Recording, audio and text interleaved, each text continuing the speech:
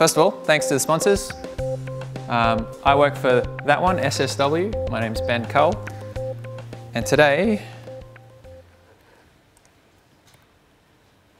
we're going to talk about the state of payments in Australia. And what I mean by that is, how do we as developers take money from other people? Typically, this will be for anything from your own side projects, getting up and running, to full-on enterprise companies that need to take money. Right, so I'll start with a bit of a history, and I only whipped this one up not too recently. I had a bit of a look, and the first sort of online credit card processing I could find that was solid was in '92, and it was books.com selling their books online with a credit card processing facility. Now, I imagine it would have been quite painful to set that up back in the day. Probably lots of dial-ins, etc. We sort of moved forward a little bit, and in '95, eBay was founded. And eBay sort of changed our attitudes to online spending. It took a little while, but when they founded, they had a new idea. And they did a really good job of that one. Move forward to '99, and I'd like to mention this one. Alibaba was established in China. And the reason I bring these guys up is Alipay is one of the biggest credit card processing companies in China. I think the majority of the payments online go through that particular company. So I always like to bring up that sort of stuff. Moving forward again, in 2002, eBay acquires PayPal. Now, PayPal was invented by a few guys. Elon Musk eventually got involved. And they've really been the dominant force in online payments, because between 2002 and 2011, there hasn't really been too much change in online payments. For the most part, they've been pretty steady. PayPal's dominated, and there's a few companies here and there. But for the most part, if you're a new company or just a small company, a small business that wants to take payments online, PayPal was absolutely the first thing you thought of. And so in 2011, my favorite company, which I will mention soon, you'll have to wait, was publicly launched. So we'll check that one out. And I think they've revolutionized online payments. But who am I to tell you? My name is Ben Cull. Mentioned before, I work for SSW as a senior software architect up in Brisbane. If you're up in Brisbane, feel free to drop by. I'm always happy to have a chat. A few things about me. I love beer. I love craft beer. I love home brewing. I love everything about it. And if anyone else is similar, you may know about Untapped. I'm very proud of that 305 distinct beers. There are people that blitz that, but that's my own personal achievement. I also love payments. I used to work for a financial services company, and I really got involved in the way money is distributed. And kind of fell in love with that, because it's so easy to, I love money. I love seeing how it works. I love seeing where it goes and all that sort of stuff. Not necessarily in that order. So today, what are we going to look at? I've gone through a brief history of sort of, how payments have gone from somewhere that's probably very early and difficult to get payments up and running. And my plan today is to get from that sort of difficult implementation of payments on websites all the way up to the latest and greatest way to take money, the way I suggest everyone should do it from now on, at least for the foreseeable future. And we'll hopefully try and take a lot of the pain away. So today, I'm predominantly going to be talking about credit cards. There is a whole other field of taking money called direct debit, where you literally reach in and grab money out of people's bank accounts and you settle it to your own bank account or someone else's bank account. Direct debits are pretty popular in Australia, less so overseas. But I think with the ubiquity of credit cards and the fact that they can be so global, I want to focus on credit cards. So probably the best place to start is to describe how the credit card payment system works, sort of a bit under the scenes, behind the scenes.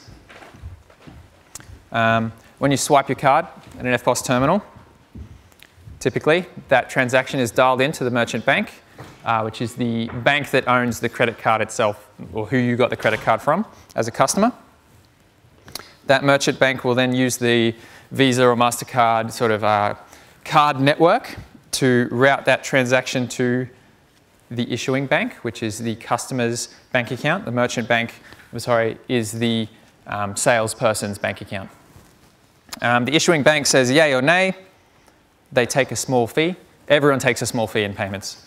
But back through the card network, back to the merchant bank, who is ultimately responsible for the transaction, and then back to the EFTPOS terminal to say, all good, we took your money.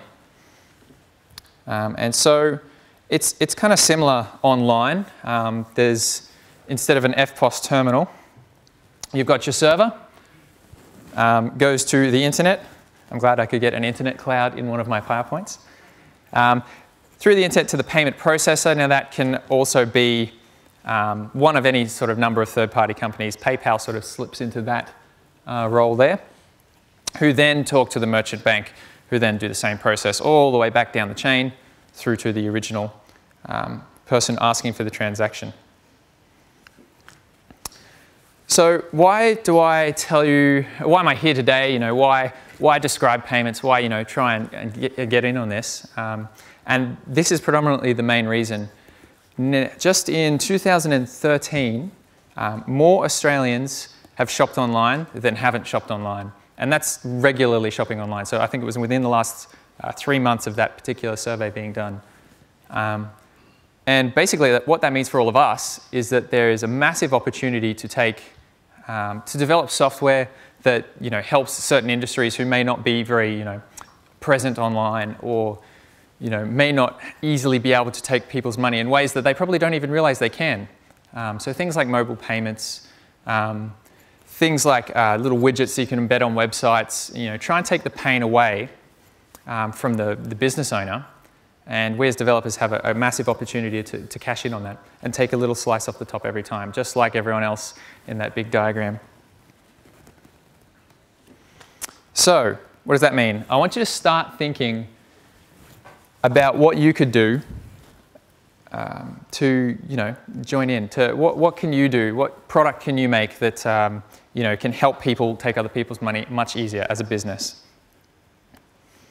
I want to hear those by the end of the presentation. And so, if you can, tweet your ideas to that. I've got a bunch of ideas at the end that I'll give away for free. And we'll see whose is better. So, I guess the first place to start, and this is relevant to these days as well, but the cheapest, but probably the most difficult way to start taking credit card payments is to walk up to your local bank and say, I'd like a merchant account.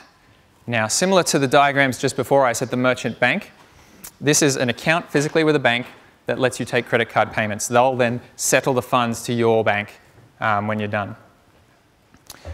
So you can walk up to most banks and you'll be able to get this account, and it's relatively cheap as well.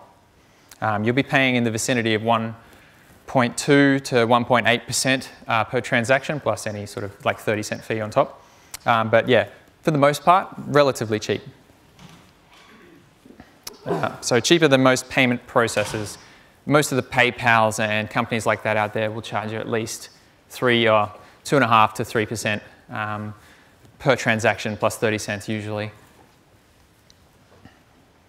And probably one of the most difficult parts of going and getting a merchant account is you still need to be PCI compliant, because for the most part, you're going to be handling the credit card data, or the credit card number and expiry, etc., yourself. And so what do I mean by PCI compliance? The payments card industry, or the governing body that sort of represents card, like Visa and MasterCard and all that sort of stuff, they're the people that look out for credit card fraud. They create all the rules and the standards and the guidelines to make sure that customers or cardholders are safe, and that there are, you know, less fraudulent transactions, and that systems that then process these cards are up to scratch, because a lot of money can be lost. So my tips for PCI are, it applies to everyone. So if you want to use Visa, or if you want to accept Visa or MasterCard, which I'm pretty sure everyone wants to do, you're going to need to comply with PCI. And this goes from the bottom to the top as well. It's the littlest guy. As soon as you touch credit card data, you need to be compliant. Now, granted, there are various levels of PCI compliance, so if you don't have it for very long, or if it doesn't directly affect you, you usually can get away with less. But anyone that actually ever sees an actual credit card number or a CCV or something like that, you'll definitely need to comply. And things like this would be, do you make sure you don't log transactions that might have a credit card number coming through? Make sure you don't ever save a CCV ever. It can never touch permanent disk. And just various tips and tricks to make sure that you're compliant. So after basically the merchant account sort of way of setting things up, the next easiest way is to go with a company called PayPal. Everyone knows PayPal. Everyone's used PayPal.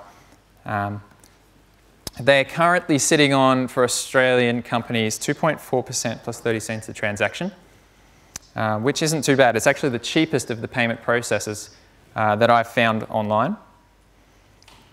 One of the big problems with PayPal, and especially during this transition phase between their old APIs, where there were a lot of them and they were a bit clunky and they were SOAP-based, as they transition through to new RESTful APIs, or one standard RESTful API, they're consolidating all of their old APIs. But it was a pain to go and develop for PayPal if you were building like a complex workflow or anything like that, because you had to integrate with so many things. It was all SOAP. And it really was painful. So the REST API that they're developing, and they continue, I think the last update I saw was actually just in June gone by.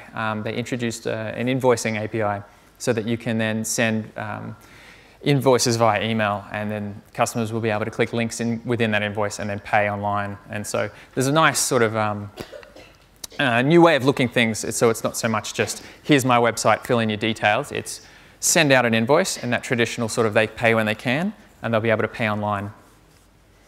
So the PayPal REST API is actually getting a lot better, and I'd encourage you to revisit it if you haven't in a little while, because it really is getting better. The reason I say it's not too bad, and probably my favorite part, is the fact that it's one of the only providers that lets you log in and remember your details, and you kind of have this separate account. But the fact that anyone can just say, oh, pay with PayPal, and you know that your card details are always in that one spot.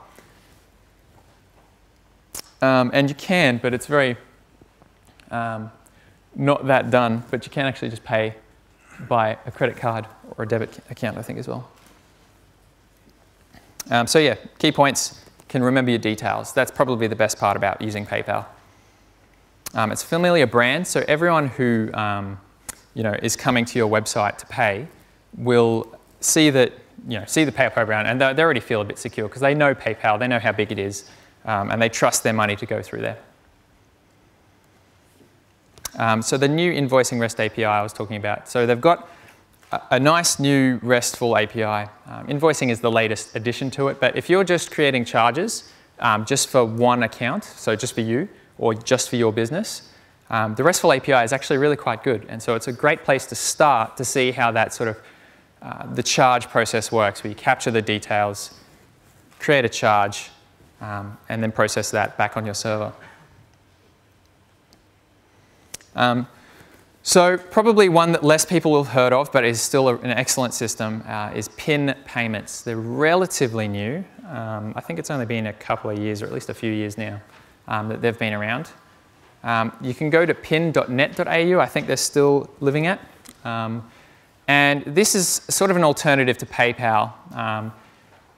The great sort of thing about this company is when they started, they were at 3% plus 30 cents per transaction. And this is one of the reasons I used to just avoid them altogether, because they're a little bit too expensive, I think prohibitively expensive. As a developer, I'm willing to put the time in to get a PayPal solution or something similar like that running.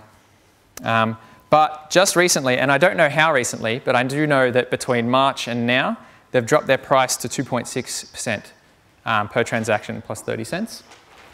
So now they're right there in the game. I think they're one of the cheaper ones now behind PayPal. So a couple of cool things about PIN is that their RESTful API is excellent. They've done a really good job of sort of exposing some simple and easy to understand sort of entities, so a payment and a customer and everything like that. Everything you want to do is relatively easy to understand and figure out. The other great thing about these guys, oh, they do have recurring billing. But my favorite part about PIN is they're Australia focused. So they're a company that sort of spawned out of the frustration of taking payments in Australia. We kind of get left behind, especially behind the US and the UK, when it comes to dealing with our currencies, dealing with the fact that we've got direct debit going on in the background as well. And so the great thing about these guys, it's all settled in Australian dollars, but you can go out and charge in a whole range of currencies. So if you haven't taken a look at PIN payments, pin.net.au, go check them out. And recurring billing, yeah, that's just a good feature to have. So you can set people up on a plan and it will bill them automatically.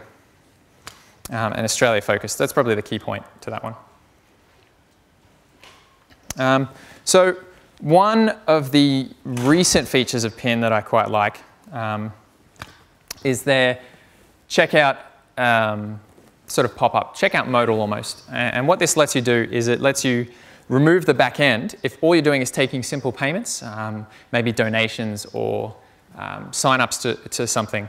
It lets you create a modal and it lets you process that payment all on the client side. You just need to drag and drop a bunch of scripts and you'll be able to get that up and running.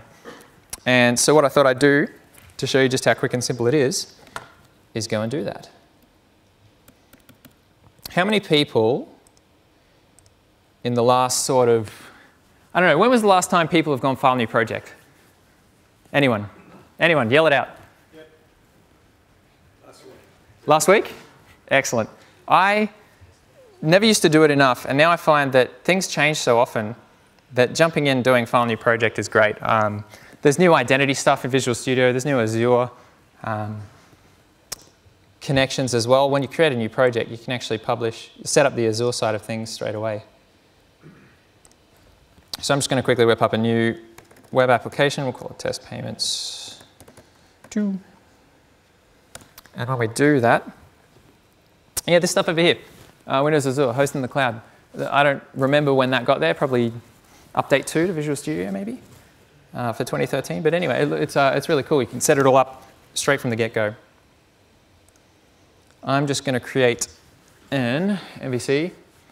And so what I want to show you here is just how easy it is. It doesn't matter what sort of underlying website you have. I just want to drop in one of these checkout forms and create a payment, just a simple payment.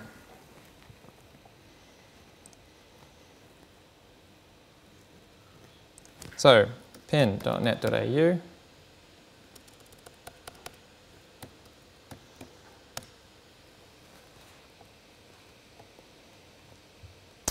We'll grab the documentation, payment buttons. And again, actually, one of the other good things about PIN is their documentation is really good. I think a lot of companies are doing it these days, making sure their API and everything else like that is going well. Thanks for the tweets.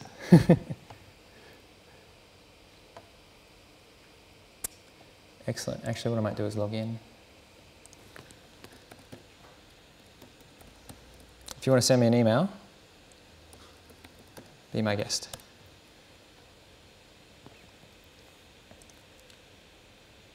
All right, so I'm logged in here. This is one of the things I found the other day that I quite liked. I'm just going to create, and I'll just make that bigger so you can see. I'm just going to come in, use this little form to create one of these buttons. I'll go $20 and I'll call it donation for being awesome. And the good thing about this is the callback you receive, so once the modal's finished processing and they hit OK, you can get it to hit a URL. I think this one redirects the user, so the success URL just set up a thank you page. So again, we're removing the need for a backend. All right, so it's generated me this code. Let's go to load up index and just drop it in against a button.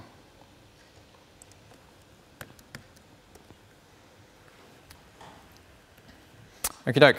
So all I've done is come into index. Sorry about the smallness of that. come into index and basically replace the default button that you normally see with this button. So a client-side only thing. We'll spin this one up.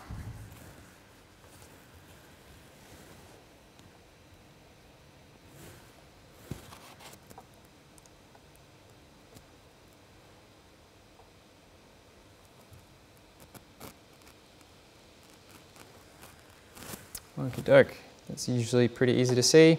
So I've replaced this one here. Pay now, click. Up comes my form. Amount to pay, there it is. I'll give them my details, not my real details.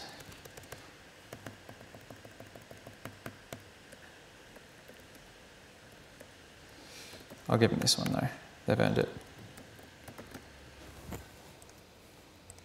Now, being Australian focused as well, not many online processing places need your address, but this is just a quick and easy way, because especially if I was a donation, like a not-for-profit, I'm taking donations, it's usually good for your department to have people's addresses as well to make sure, just another thing to stop fraudulent transactions.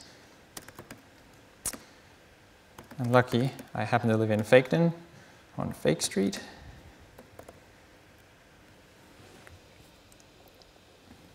Pay now. So what I've done here is completely client-side. That took two minutes. We've got a payment form working. If I hooked up to my live account, that would work. And when I hit OK, it shoots me to an address that doesn't exist, Google/thank you. So again, you just set up, if you had a CMS, it's just really easy to put in like a, hey, sign up to this, create a new membership. And then typically with these client-side only ones though, you'd need a manual process to track the payment and then go enact some sort of action.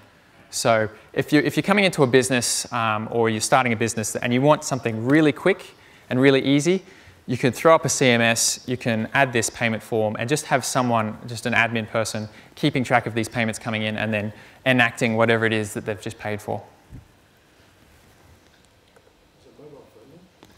That particular one, I haven't tried on mobile. Usually these companies are quite good at making sure they are, but what I might do is just see what happens if I shrink my browser down. Okay, so it does appear to be pretty mobile friendly there, which is good.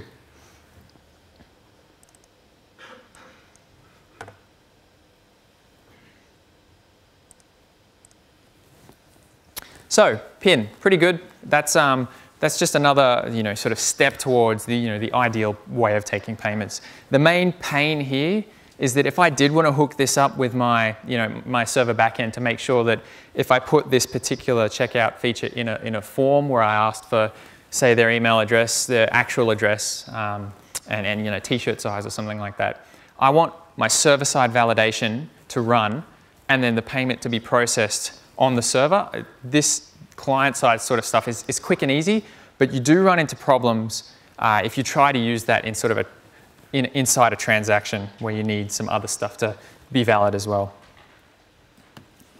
So I'm completely unbiased about this next company. You could say I like them just equally as much as the others, but I'd totally be lying. I think Stripe are excellent, and this is the company I was alluding to earlier in history. Stripe are an American company. They're sort of expanding globally. And one of the coolest things that I can tell you today is that Stripe has just come to Australia in the last month. So you can now sign up. There's no beta anymore. It's completely out of beta, so it's road tested, battle hardened. And sign up for an Australian account. You can not only settle to an Australian bank account, but you can also charge in some crazy number of currencies. I think it's 100 and something currencies. Probably the most exciting of which is another recent development, which is Alipay. Now, I mentioned Alipay as part of Alibaba in the history as well, which is one of the most predominant Chinese payment processors. So now you can connect, or you can bill or create products or something that is open to the entire Chinese market, which from sort of the Western world is not quite linked. There aren't many products that we can offer as of yet. But just the opportunity is massive now to create something that not only deals with Eastern and Western currencies, but can create products that service everyone. So a couple of the key reasons I like Stripe. Well, actually, that's not a key reason I like them. That's just informational. 2.7% and 30 cents. Not too bad. Again, it's on the higher side of payment processors, but I think it's well worth it. Again, everyone's moving to these RESTful APIs, and they're all actually sort of catching up to each other. I think they're doing quite well at organizing, sort of nice entities, making sure the workflow is very simple. Doing some complex tasks like recurring billing is as easy as setting up a plan and then attaching it to a customer. So there are some complex things that are made simple thanks to some really good APIs. Actually, while I'm on the API, the SDK as well, there's two now I've just discovered. Stripe.net, which came out a little earlier, it's pretty good. It's a little bit more road tested. I find there are some confusing, I think perhaps some even Java elements in there with some weird ways that things are set and returned. But for the most part, Stripe.net is where I would start. I think they're up to version 2 point something. But there's a new one as well called just Stripe. And both of these you can grab from NuGet, which is my favorite part as well. That's very easy to do. So yeah, get started with Stripe.net or have a go at Stripe. It's very easy. Whack in a NuGet package, and we might even do that in a second. So Stripe, recurring billing, again, it's very easy. It's all plan-based, so you go in and you set up either on the website or through your API a plan. For example, monthly billing at $30, and you attach that plan to a customer. And they'll be billed every month for $30. And one of the best parts about this is they've got some great webhooks that allow you to receive that information when they've been billed. And they'll just hit a URL on your website, and you'll be able to record that and deal with that information. So recurring billing. Coupons, another kind of cool sort of thing that Stripe has that not many of the other ones have is the fact that you can build promo codes and coupons into the system. Again, you can manage it via the web interface, or you can manage it via the API if you're creating and deleting a lot of coupons. And that's as simple as attaching a coupon to a transaction, and it'll all work itself out. So very handy and very cool. Stripe checkout. Stripe checkout is very similar to the PIN checkout I just showed you. And what I'll do is go through Stripe checkout in a minute and show you how easy that is to set up. Very similar. It looks just as nice. It's mobile friendly. And the great thing about this Stripe checkout, or rather this checkout modal, is that it doesn't run completely on the client side. What happens is you paste in your scripts as per normal. It'll generate a button, and it'll come up with a modal.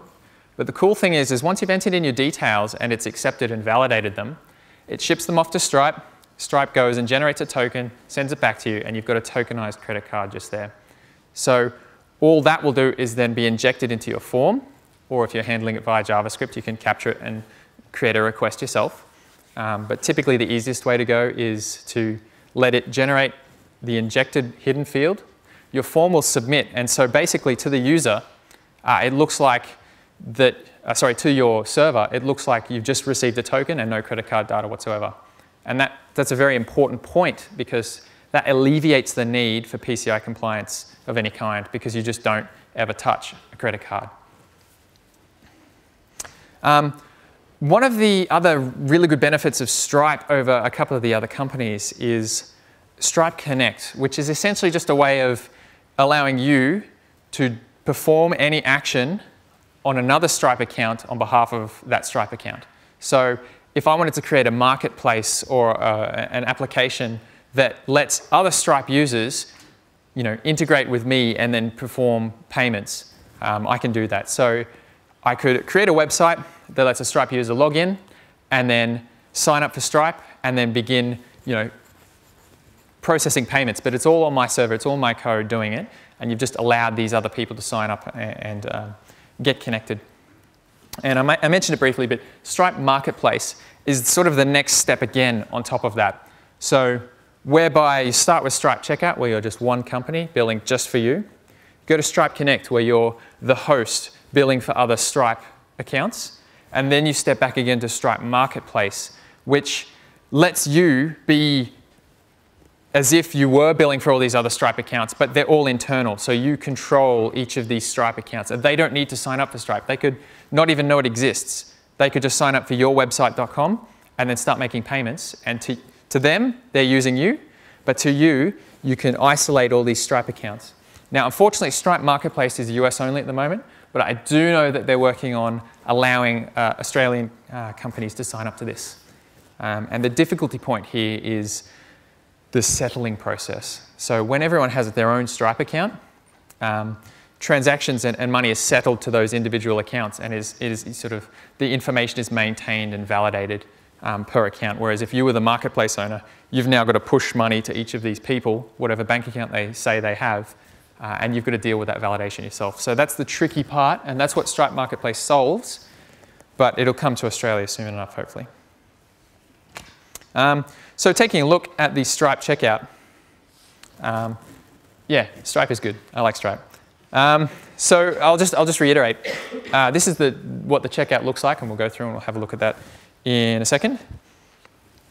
We get our server-side charging, so again, you never see a credit card, but you do get to choose when you want to physically make the transaction. You can have as many tokens as you want come in. If validation fails and they need to do it again, or you need to post again, you only charge when you want to charge.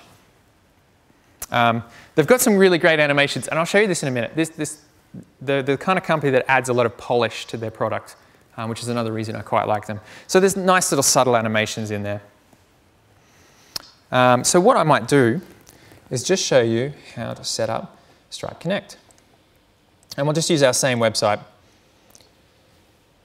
except this time we'll go to stripe.net.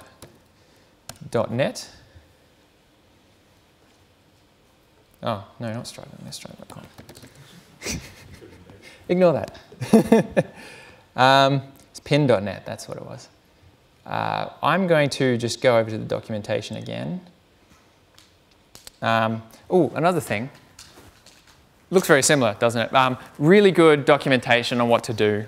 All of the different sections are there, and it's just really simple. So have a look at stripe.com, go to the documentation, and just have a look around. So what we're going to use is the Stripe checkout. Again, we can see a little quick sort of demo if we want to do like that. But what I'm going to do instead is just grab one of these guys.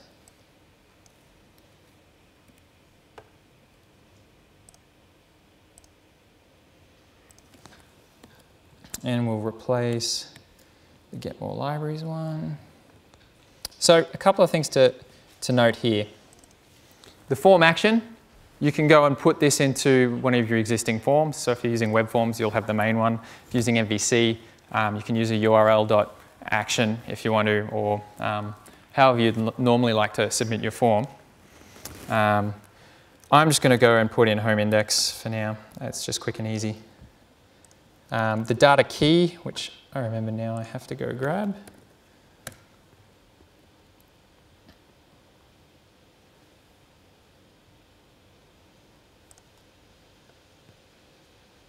And luckily with all these sorts of things, even though your screen's being recorded and you're about to go and give away all your secrets, it's very easy to go in and change it.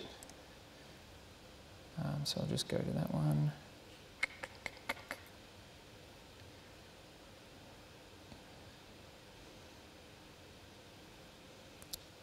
Except if you can't remember where your API keys are, that's right.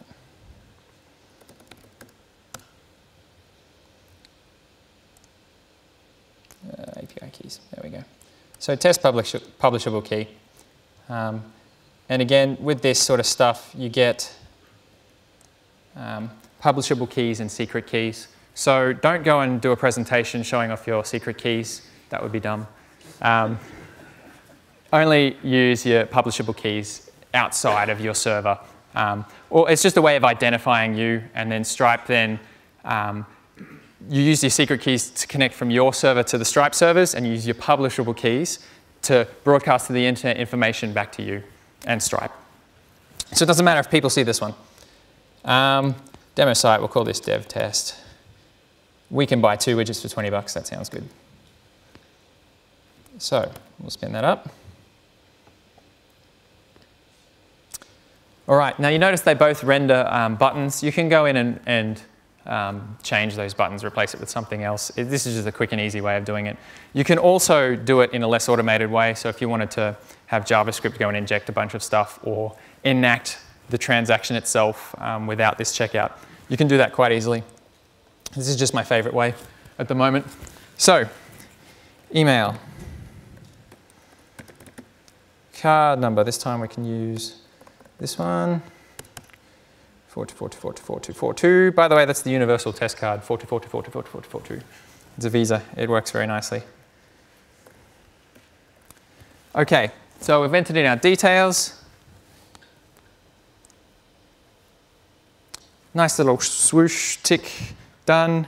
And what that's done in the background that we can't see is it's gone and posted that form to home index, and it's given us a token. So now in our sort of post handler on our home index controller, we can grab that token, use the Stripe SDK, and then hit the Stripe servers to create a transaction.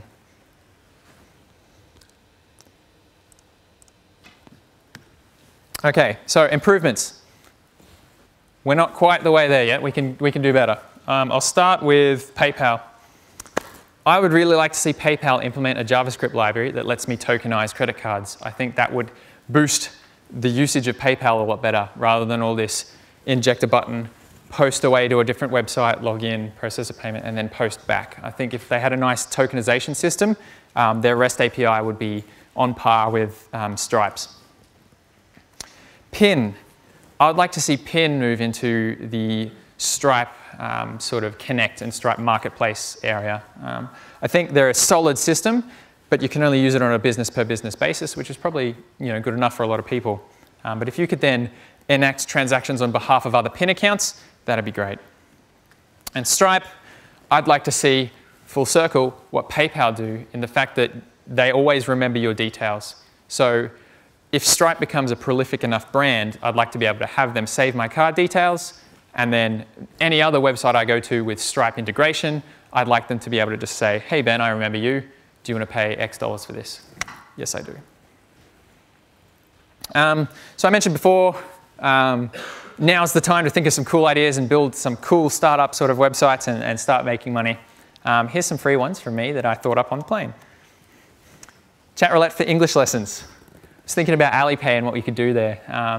And I think it would be really cool if for 20 cents you could say new person, and up would come a face-to-face real-time video conversation, and you would talk to them, they'd talk to you, and you'd give them a bit of feedback, and you're done. Quick, simple, and an easy way to connect to other countries. New store, an app store for NuGet packages. That'd be cool. If you could, when you develop little bits of pieces of code, and you think, oh, that's pretty cool, maybe I'll charge 99 cents. Instant orders for cafes and coffee, and I'll wrap up in a second. Band starter, Kickstarter for bands, basically raise money to get them out here. I think that one's been done. Sublet car parks out of hours, lots of in the Valley in Brisbane, lots of car parks that are tow-away zones because the businesses don't want you to park there during the day, but at night they're perfectly free. Something to quickly and easily say, yep, I can park here, and so that the towies can come around and say, yep, they're allowed. That'd be cool. So my idea that I implemented, and you can go have a look, but be warned,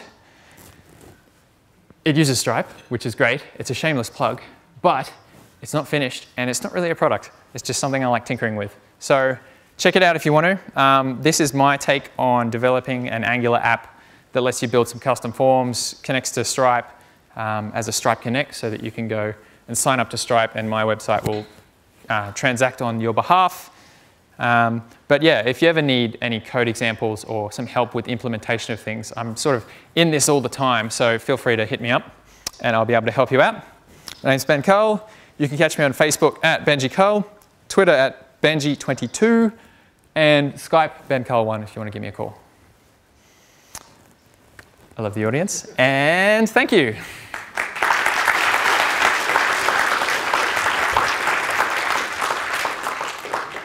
I'm happy to take questions if anyone's got any.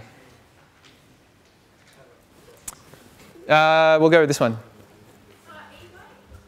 Sorry? Got any comments about eWay? No, I haven't used them personally. Oh, so the question was, do I have any comments about eWay? I haven't used them personally myself. I think they're on par with, are they similar to PIN in that sort of space? Is that right? Or?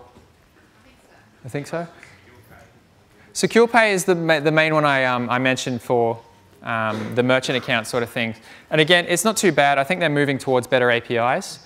But they had a sort of an XML RPC style API that you still had to be PCI compliant because you're holding the credit card data and sending it to them. Secure Pay is probably the most stable I've found of the merchant account processors. Yes?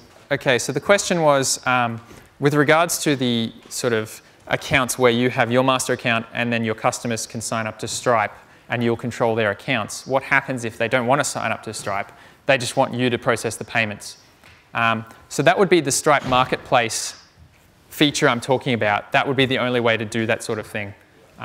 So at the moment, you'd have to use a merchant account. You'd have to, or even one of the normal accounts, but you'd be settled the money as a website or as a company. And then you'd have to get the funds from you to them somehow. And that's a bit trickier, especially if you're trying to do it overseas. And it can be a lot more costly. Right. So the way it is at the moment is your customers have to have Stripe sign up before. Yeah, if you want to, if in Australia, if that's what you want to do and you want to use Stripe, yes, that is the case. Any others? Sorry, front middle. Okay, so the question was, how secure are these third-party processors? Is that right? Okay, so each of these processors, third-party processors, have to be PCI compliant as well, because they're the ones that physically touch the data. So that PCI governing body, they're in charge of making sure that whoever is dealing with credit cards, no matter where you are in the world, you're doing things properly. And they'll come in, they'll audit you, they'll make sure your system architecture is correct, they'll make sure you're not backing up logs that contain data. They've got a big checklist that makes sure these systems are up to scratch and are secure enough for you. And one of the great things that some people know, but the acquirers, so Visa and MasterCard, are ultimately responsible for consumers' transactions. So if you ever get a fraudulent transaction on your card, Visa and MasterCard will just refund you the money, and then they'll go find who is to blame and take action there. So as a consumer, you're actually very safe when using the credit card sort of network. Okay, that's an excellent question, and I'll reiterate. If we want to perform some sort of recurring billing on a customer for not a set amount, so we don't want to set a plan and then assign them to that plan. We just want to charge them every now and again. The good thing about most of these processors is that you can assign their credit card details to a customer record, and with that customer record, if they've agreed to it, you can just charge them whatever amount whenever you want. And that's true for Stripe, and I'm pretty sure that's true for PIN. So once you've grabbed that token and you've saved it, you can then use that customer, and it's usually a GUID or a string, and you just say, I want to charge $13.10, and it's up to your system to make those payments. So in your example, sorry. Yes, sorry. In your example with Stripe, you Yep. said the token is for the transaction, or is the token for the customer? The token is for the credit card details themselves. And what you need to do with Stripe is they're one-use only tokens, and you can choose to charge them, or you can choose to create a customer from that token, and then that new customer token is something you can recur bill. Yes, sorry. Okay, so the question was, from the examples I've given, I showed third-party payment processor sort of branded things happening on the screen and or redirections to other websites. And how do you provide a seamless sort of branding experience to the user without redirecting anywhere? And do I need to deal with PCI compliance in that case? And the answer is, I only showed you the bare bones, the sort of brief, quick up and running things. But with PIN and with Stripe and even PayPal, you can do it all behind the scenes if you need to. So I'll use Stripe as the example. You can create your own form, however you want to supply it. You don't even need a form. You can just have JavaScript variables floating in the background. And then you can send that data via an HTTP request to Stripe servers. They'll tokenize the data and send it back to you. And because you're doing that all on the client side, all in the browser itself using JavaScript, hitting their server directly and coming back. Your server is actually not involved in any way, and so that's completely PCI compliant. You can provide a seamless experience to the user because you're just collecting the data however you want to, as long as it doesn't hit your server, so it has to stay in the browser. And then once you've finished collecting and validating that credit card, you get a token. You can send your token back to your server, and from your server you can create a customer or charge or anything like that. So no PCI, and yes, you can absolutely make a seamless experience. Question? Okay, so the question was with the merchant accounts and especially secure pay, the way it works is the credit card details hit your server, and then your server makes a request to secure pay. And even with the advent of Stripe and PIN, you know, is this secure pay way of doing things still need to be PCI compliant? Is that the question? So the answer is absolutely. If your server sees a credit card number or a CCV or an expiry date, yes, you must be PCI compliant fully. Okay, so the comment made was a lot of companies aren't. That's changing. As of 2 years ago, they really started cracking down on smaller companies who took credit card details and weren't PCI compliant, because it used to be too costly and too difficult to go and audit and make sure that every single company everywhere was abiding by these rules. But especially in Australia, yes, they are cracking down on it.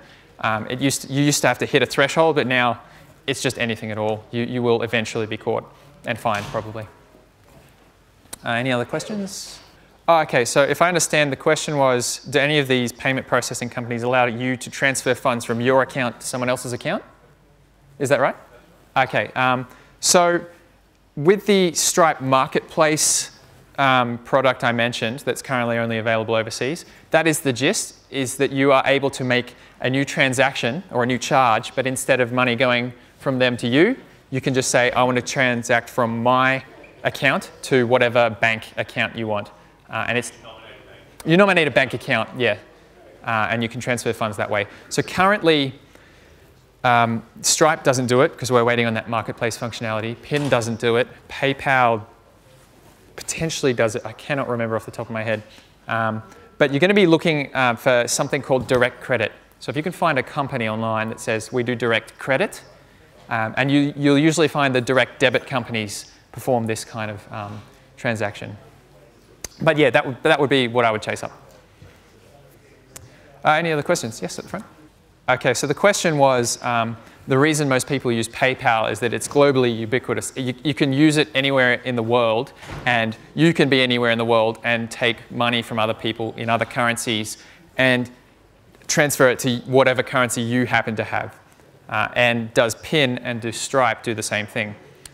That's actually the point of PIN and Stripe is payments were difficult, and they need to come from all currencies from all over the world and be captured back to your account. So PIN is excellent for that because you can only settle to Australian accounts, but you can charge in a number of currencies.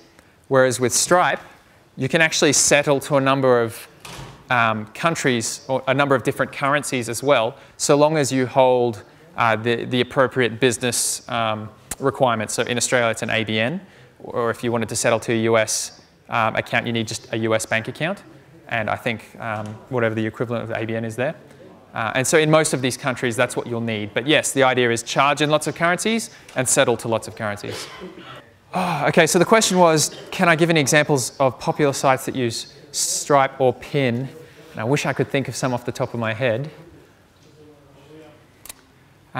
With Stripe, probably you'd find more integrations that are noticeable rather than they use it in the background, because the great thing about Stripe is, of course, you can brand it yourself, so you won't actually know what's going on. But probably my favorite, and they're actually a sponsor, is Xero, do a really good Stripe integration.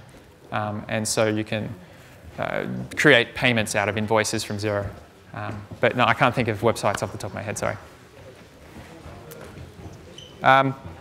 Cool, that looks like most of the question, guys. Again, thank you very much, and feel free to come over and chat.